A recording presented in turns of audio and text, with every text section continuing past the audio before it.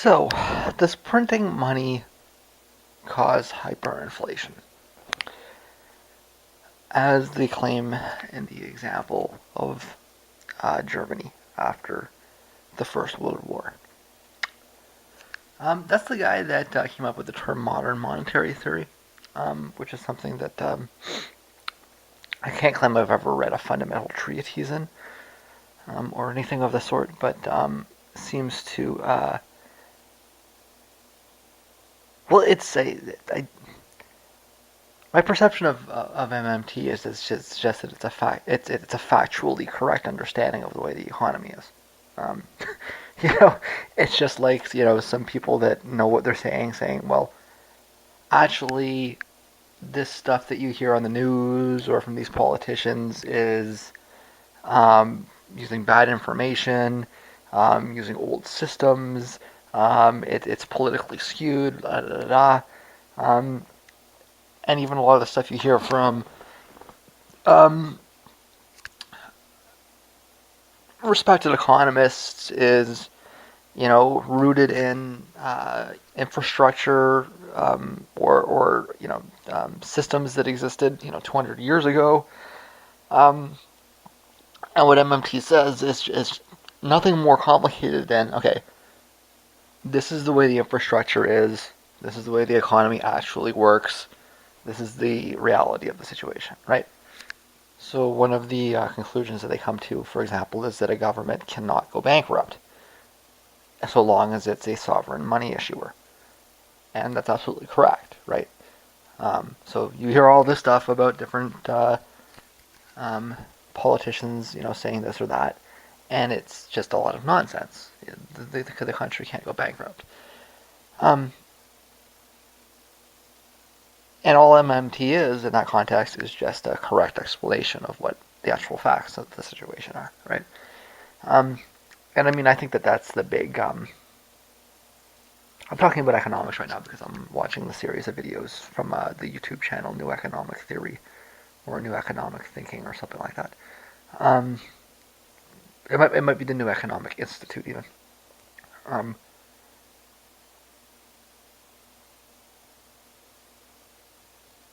but yeah, I mean that's my take on economics is that broadly, and I mean this is not a unique or an original idea, but if you look at economics, um, really from the very introductory parts of it to the more advanced parts of it, it's all theory, right?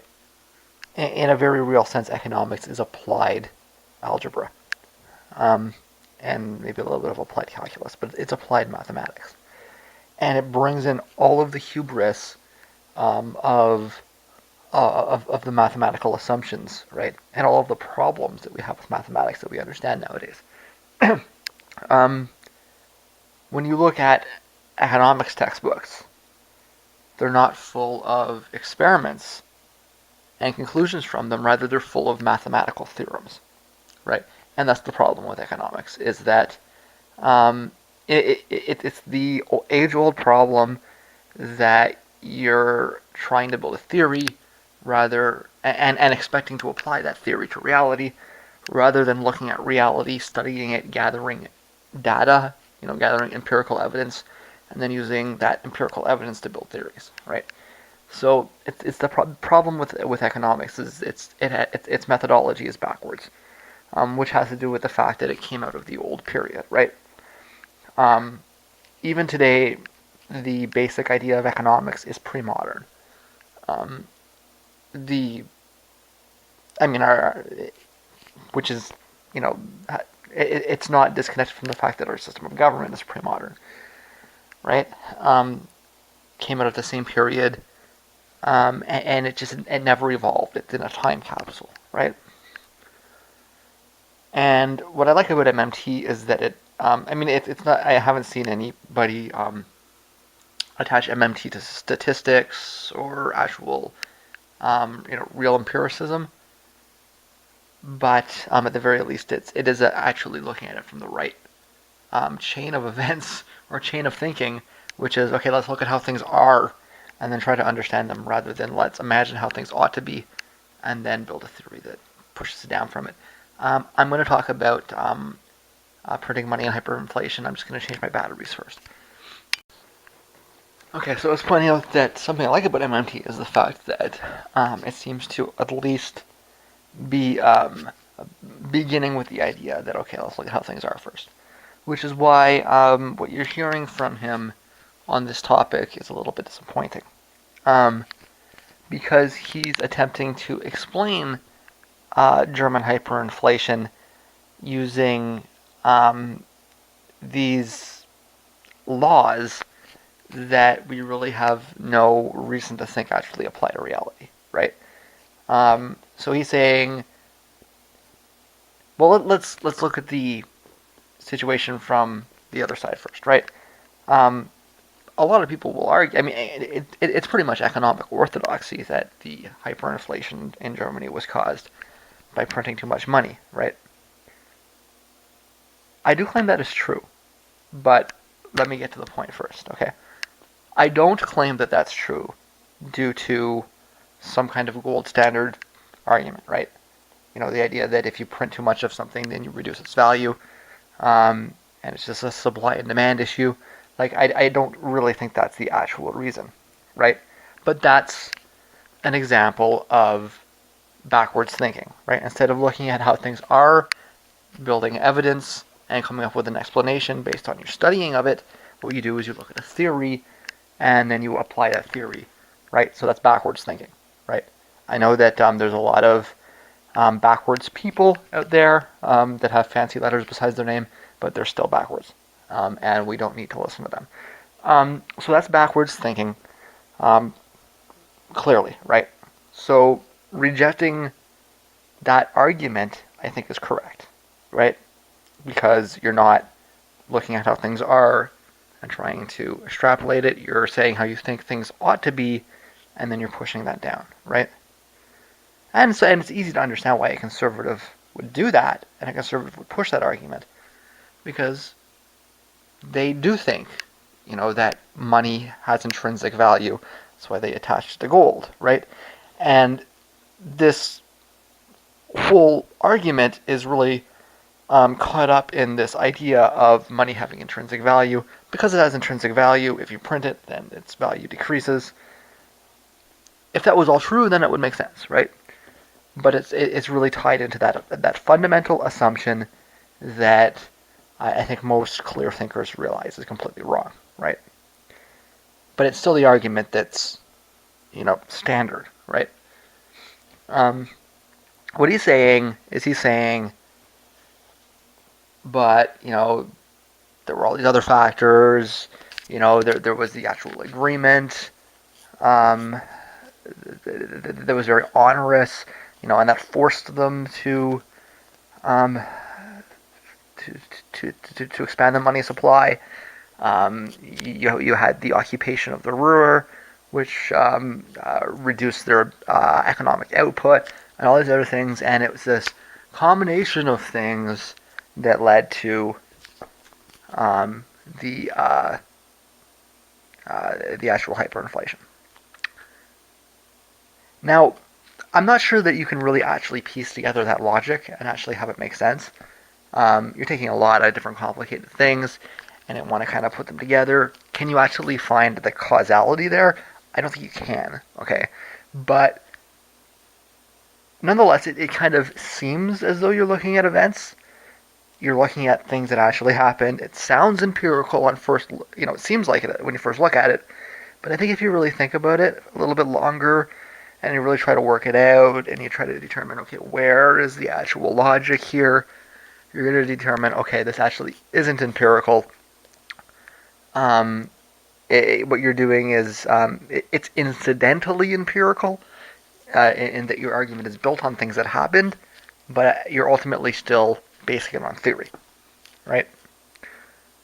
And you're still using the same theory that isn't really useful and trying to use it, trying to force it onto reality and saying, okay, things happen this way because our theory says this, right? And so that's a little bit disappointing coming from somebody that is associated with a theory that I think actually has a lot of promise moving forward, to have people understand how things actually are, not how they wish it was or how their theory claims it should be, right? Um, but what do I think? I think that in most circumstances, printing money will cause high inflation, but it has to be a lot. Okay. I think that the United States, the amount of money that the United States would need to print to have a serious inflation problem is so large that it's not even worth contemplating, right? I think the Americans can more or less print money at will and not have it affect inflation. Okay, that's because their economy is huge, um, and it just the there is a limit, right? It's just so far that it's not even you know, or at least at the moment, it's not even really considering, right? I don't want to say that because you know how Americans are, right? You give them an inch and they take a mile. 5 years from now, after printing, $800 trillion, you get what I'm saying, right? Um, it's not something that the United States, Americans, American economists, or American policymakers really need to be seriously concerned about. They can print as much money as they want, functionally speaking. Canada, less so. There's going to be, a limit. It's not as distant as the Americans. And in fact, there have been situations in Canada where we have been. In the 90s, we had some problems, um, which is related to the global financial system. It wasn't that Canada was going bankrupt, it was that the IMF was on our ass, right? So we have much stronger restraints, and I think that the correct way to deal with it in Canada is to deal with the debt to GDP ratio, which is what the governments have been doing. Um, it's not it's far less trivial in Canada, but it seems like the system has the issue under control. Um, Now, anyways, it didn't, 35 years ago, and it was an issue about 20 years ago. But it seems like they understand what's going on now better, right? They know the rules, right? And really, that's what it comes down to is the rules, right? Because there's not any danger that the country is going to go bankrupt. We are a sovereign, you know, money issuer. It's just that if some people at the IMF decide that they're going to, you know, make our lives difficult, um, that's something that we want to avoid, right? So there's restrictions there, but they're arbitrary. They're artificial, is what I mean to say, right? There's not a theory there. There's not some, causal chain of events. X does not imply Y. It's entirely human driven, entirely subjective, perceptive. Going to change dramatically depending on which individual is in charge, or which set of rules the group has come up with. But it's there, right? And whereas the United States doesn't really need to worry about it at all, in Canada, it is something that we need to have a little bit of a concern about, right? In Europe, countries like Greece, because they're not sovereign currency issuers, actually have a lot to be concerned about with that. Um, to the point that, I mean, the existing system is unstable, right? Um, you can't have Greece and Germany using the same currency without some kind of transfer payments, right? They call them bailouts. They're not really bailouts. In Canada, we call them equalization payments, right? Um, it's the consequence of if every country in the EU had an identically strengthened economy, then you wouldn't have these problems, right? Or if you want Greece to be a third world country, and the people there to live in abject poverty, no social services, etc., which would be reflective of their economic output relative to Germany for a wide variety of reasons, most of which are really not resolvable. You could do it like that too. That's not really particularly sustainable because you'll wake up one day to the Soviet Socialist Republic of Greece, right? So Americans don't need to worry about it at all. Canada has got to keep an eye on it. In Europe, it's actually a really serious issue, right? That's the correctly empirical way to look at it, is to say, okay, what are the actual structures that exist, and how do the countries react based on the existing infrastructure, right? But what about hyperinflation in Greece? What actually caused that? You want to know what my take on that is? Um, is that it was a result of printing money, but not due to some economic law. Okay, there's no model for this except the model of expectation.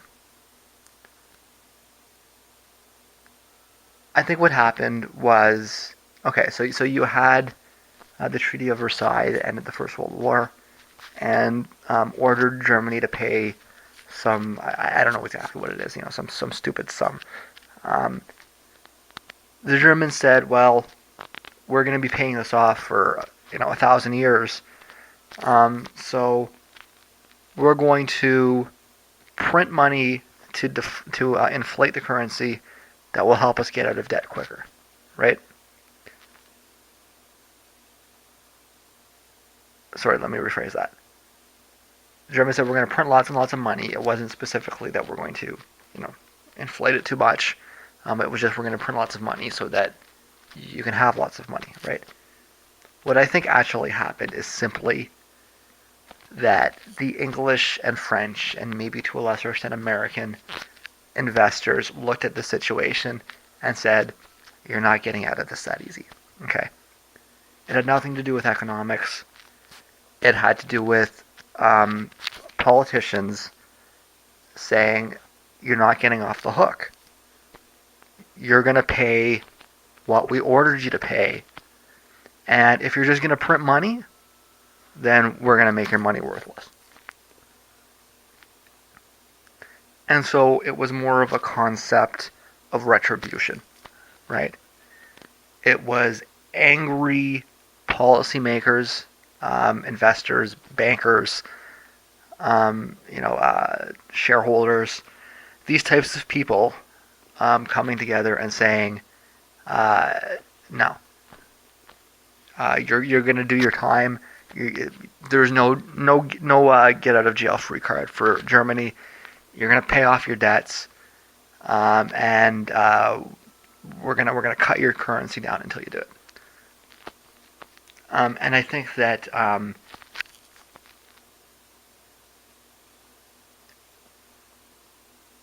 if you realize that that kind of thing, rather than laws, natural laws based on some kind of concept of physics or some kind of comparative concept of physics, okay, rather than thinking of economics like that, if you think of it in terms of groups of people coming together and conspiring to accomplish a task, I think that that's a better approach.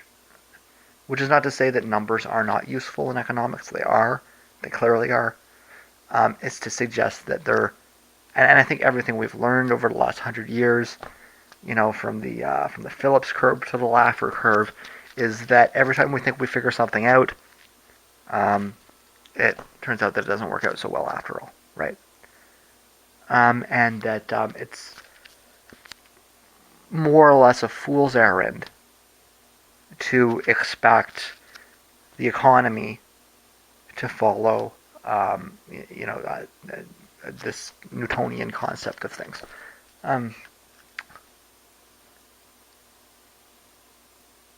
Something that came up in the Stiglitz talk afterwards was the idea of actually, you know what? I don't think I'm gonna we'll find out if I do or not. But I actually don't think I'm going to upload it to that Stiglitz talk as a separate commentary. Um, I was drunk and baked, and it was just like, whoa, Stiglitz is making so much sense, man. I didn't really have anything particularly um, uh, useful to say about the talk. It was just like, whoa, Stiglitz is talking. This is awesome, man. So, but something that came up at the end of the Stiglitz talk was this idea of modeling production and functions as probabilistic events. And that's done as an analogy to the kind of modeling you would use, for the way that particles would behave in a gas, or the way that gases would behave as they expand, um, or more broadly, just a quantum physics kind of concept of things, right? Um, which the second commenter tried to present as a correction to Stiglitz, but in fact I think Stiglitz implied by using the term stochastic. Um, the point being that it does seem like there's some understanding in economics nowadays that the Newtonian world is naive, and instead of saying that we've got all these things, and it's all conserved and it all bounces back and forth, and in predictable, easy to understand ways. Rather, we got a lot of chaos, a lot of randomness, and we should be looking at probabilities rather than causal laws, right? And I think that that's useful, but I think that it's sort of masking something, right? Um, I think that the truth in physics is not that things are truly random, but just that we've reached kind of a plateau for the moment. Um, if I had an answer, then it wouldn't be such a brick wall, right? But for the moment, it doesn't look like we have really any good ideas to help explain what it is that's actually happening. So instead, what we do is we use probabilities, and they help us get close to the right idea, right? Um,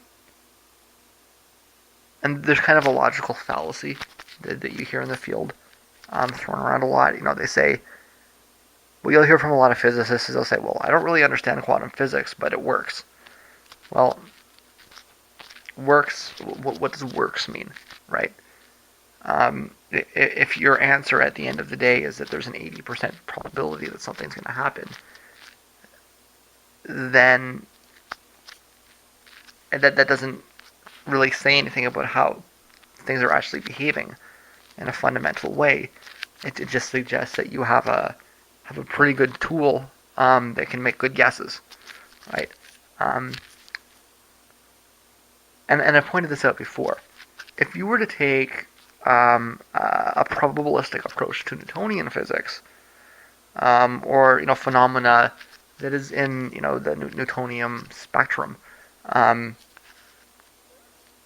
most of the field of engineering is Newtonian, right? I mean, it's not. It's things that are happening in the physical world. So the errors that exist in Newtonian physics exist within the field of engineering, but the error rates are so small that they can be discarded, right? Um, and if you were to take the techniques that you use in quantum physics and apply them to areas where everybody agrees that Newtonian approaches are good enough, then you would come up with comparable results. Because you're not actually commenting or analyzing how things are, you're just trying to predict what the results are using crude ratios mostly, right? And those techniques are just as valid in the Newtonian sphere as they are outside of them, meaning that our great quantum physics is really no more useful than a good guess, right? And that's the actual truth of it. And I think, if you really if you talk to anybody that really understands it, that's what they'll tell you. Well, they say nobody really understands it. And if somebody claims they understand it, then you don't want to listen to them. Um, but I think you know what I was trying to say.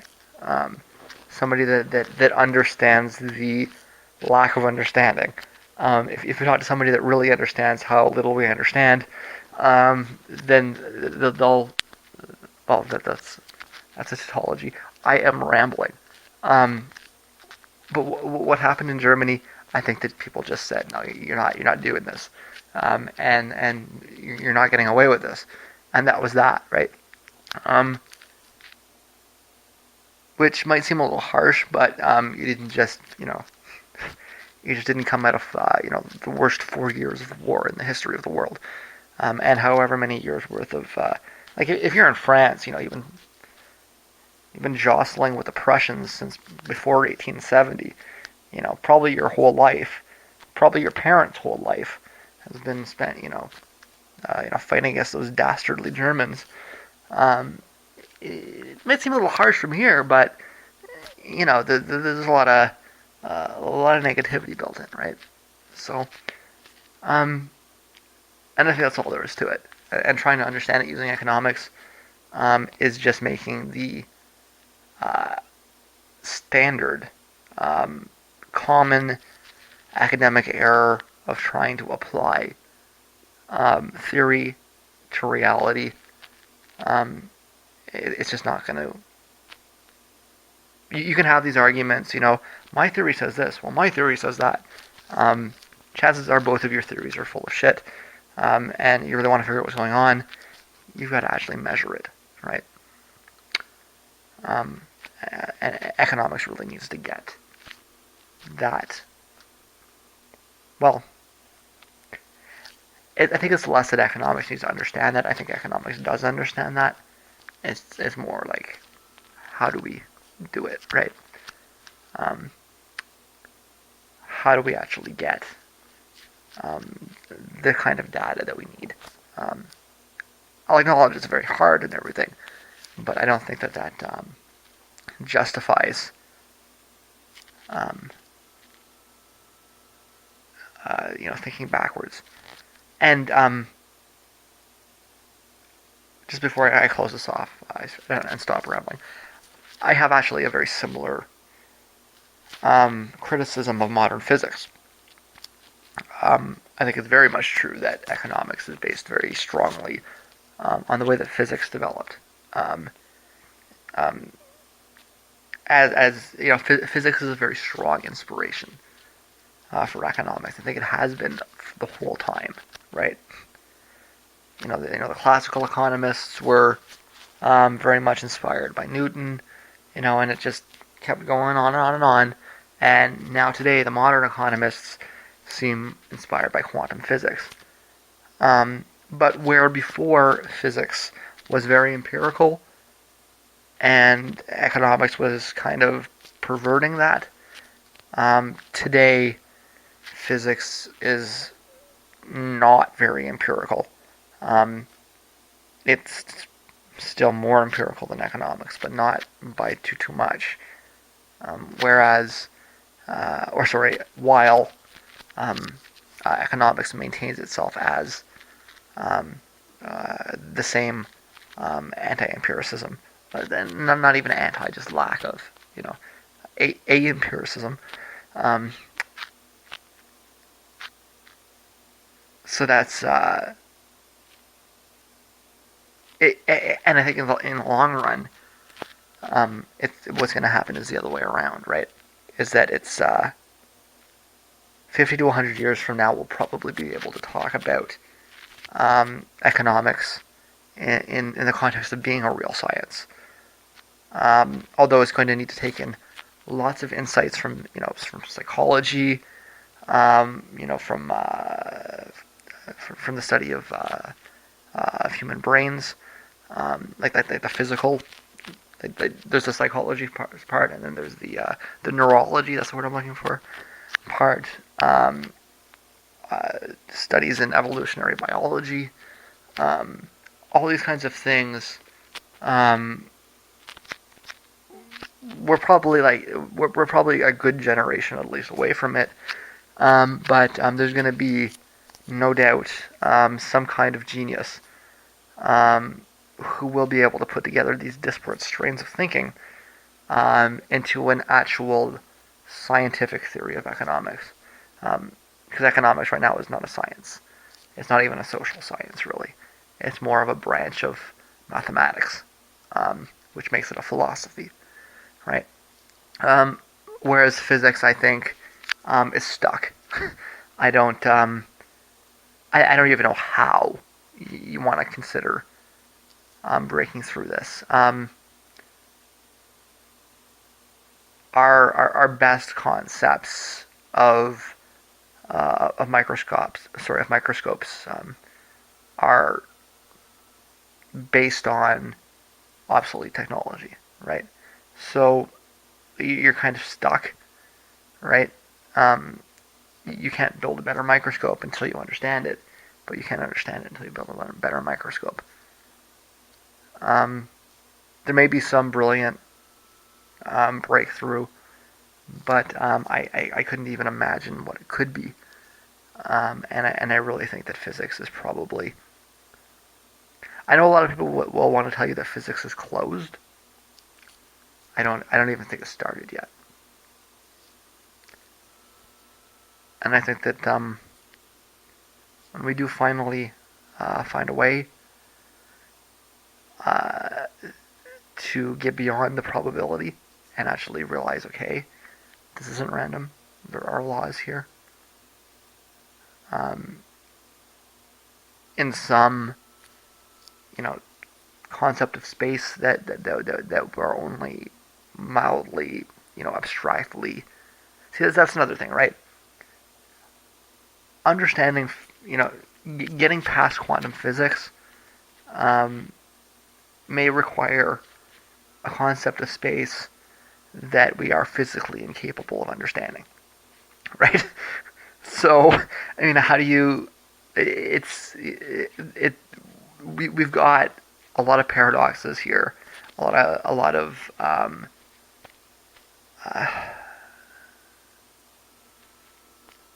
open questions that are probably not going to be answered for so far into the future that there's no use even speculating. Um, and so physics is going to have no choice but to retreat to the realm of thinking, to the realm of philosophy. Um, it's really most of the way there already, right? Um, because there's no empirical way forward, which is the problem that economics has right now. But economics is approaching a solution, um, and will, I think, be able to convert itself into a science within a generation or two, right? And then you're going to have economists telling physicists that they're not real scientists. It's funny how things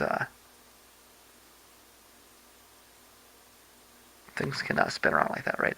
Or maybe I just have a bit of a morbid fantasy with irony. I don't know.